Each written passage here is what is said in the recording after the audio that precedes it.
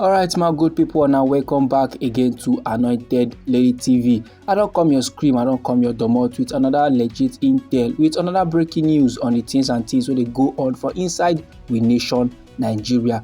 The koko now we say the Nigerian presidency don't announce plans to appeal one recent British Virgin Islands their High Court judgment, and this judgment, my good people, it grants one Chinese firm like that the right to seize $25 million worth of Nigerian foreign assets. No be small matter like this, so my good people. This quarter now, it burst out from the 2007 contract between the Chinese firm and the Ogun State government to develop a free trade area. The Chinese firm now can dey alleged say the Ogun State can last back out of the arrangement, and it can lead to arbitration proceedings for inside London.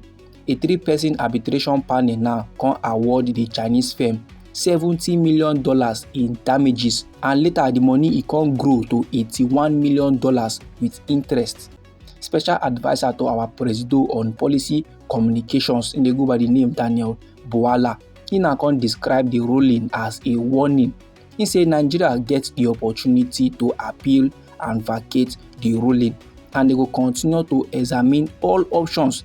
They will continue to torchlight the matter and take necessary steps to address these legal challenges, and they will make sure say the rights and assets of we nation Nigeria is very much preserved. Now my good people, make I yarn you legit. You know say for inside the month of August for inside this year 2024, e get one French court wey can sanction the seizure of 3 Nigerian private jets. And the jets them they include the new Airbus A330 wey our president Bola Ahmed Tinubu just recently buy. However, my good people, the Chinese firm can last release the aircraft after the Attorney General of the Federation and National Security Advisor can initiate legal and diplomatic moves. Meanwhile, this Chinese firm don seize 2 residential structures for inside Liverpool and UK where they belong to we nation Nigeria, and then get plans to sell these residential structures for one foreign market platform will be eBay. The British Virgin Islands, their High Court judgment now they talk about the bilateral investment treaty between China and we nation Nigeria, and it states that both parties commit to enforcing the award. This, according to the court, they constitute written consent from the Nigerian state, and they allow the Chinese firm to enforce the judgment debt against Nigeria from the UK. And before the matter was reach this level, the Ogun State be don already engage the Chinese firm in settlement discussions on reasonable terms.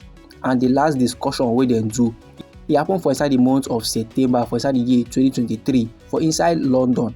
And this discussion lasts for 3 days. This meeting was very much attended by several officials of Ogun State, and these officials they include Governor Dapo Abiodun and the Attorney General and Minister of Justice Lateef Fagbemi. According to the presidency, on the first day of this discussion, the Chinese firm they been ready to consider Ogun State their offer. But on the second day, it can't surprise them say they call reversal. It no come back as if they're ready to consider any offer. They call they insist say the government will pay the full arbitration debt, which is $81 million. This now can lead to a breakdown of the mediation, with both parties now agreeing to meet again for inside the first quarter of this year, maybe 2024. And since then, it come back as if the Chinese firm their mind no can dey again to settle. They can embark on series of enforcement proceedings, which the legal team will be appointed by the federal government and Ogun State they can successfully oppose. Then our president Bola Ahmed Tinubu special advisor on information and strategy will be Bayo Onanuga. He can dey yarn for inside one statement where he release about this very particular matter. According to how he yarn for inside the statement, he say in cases where they similar to this present one where the Chinese firm they go obtain an ex parte order, Ogun State successfully set aside the orders, and Ogun State never give up on a reasonable settlement option, with the most recent letter where they send give the Chinese firm just last week, and the Chinese firm only responded after obtaining this latest illegal order. No be small matter like this, so my good people. Maybe the federal government they feel as if other countries be like this our nation Nigeria where law no dey. This our country where men no get respect for rule of law and no get respect for democracy. Now they don't go find Chinese trouble. They don't go buy matter of $81 million. And this Chinese firm, so they not ready to let this matter go. Anyhow, this informate be you for body, my good people. Feel free make it drop am inside our comment section. Meanwhile, I still get another legit intel wey dey my table wey I wan share give the general public. The koko be say, since the year 2015 when the All Progressive Congress they come enter government, they come take over power at the federal levels, over 50 companies don japa from this our green white green country wey be Nigeria. And the mass exodus of multinational and local companies from Nigeria, it don raise alarm over the economic stability of our country Nigeria, and they can indict the ruling All Progressive Congress. As businesses now they continue to face harsh conditions, including unprecedented currency fluctuations, rising operational costs, and poor infrastructure, many now have been forced to either shut down or relocate their operations.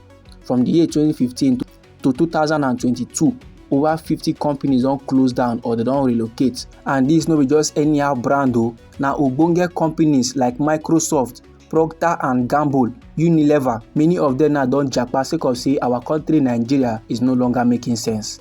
The latest departure now the South African retailer Pick and Pay. They don't make announcements now say they will sell their stake in a joint venture and they go exit the market. Now some countrymen wey sabi, some economists and industry leaders don't come outside now dey yarn.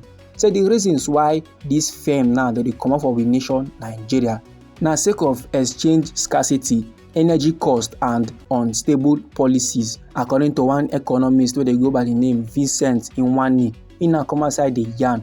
Say the departure of multinational companies, it don't lead to an estimated 94 trillion naira loss in output over the last 5 years.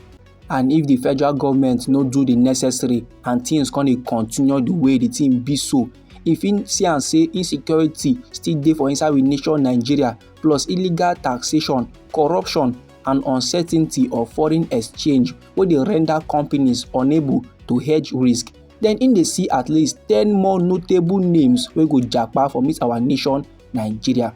And before the ending of May for inside this year 2024, they don already record 5 firms wey don comot for this our nation Nigeria. And it consider yarn.